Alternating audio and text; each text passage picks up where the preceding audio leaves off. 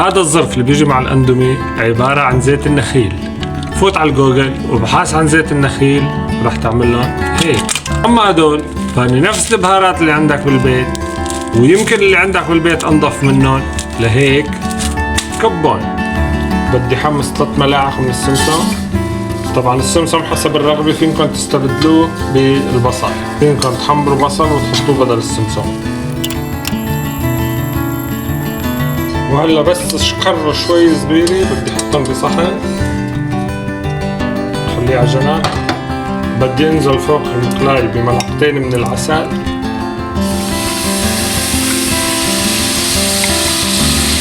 طبعا العسل فينكم تستبدلوه بالسكر البني، بس صار هيك وعطى ريحة. بدي انزل بملعقة واحدة من صوص صويا،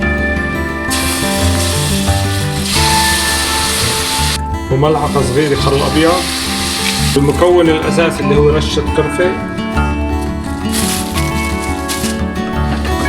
يا سلام على الريحة، يا الله موفرة.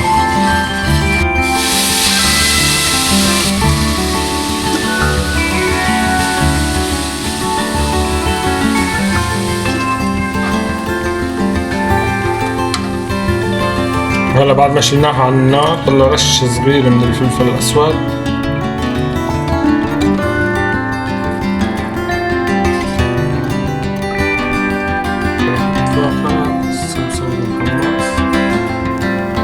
فتت بحروب مع رفقاتي أيام الجامعة كرمال ياخذوها.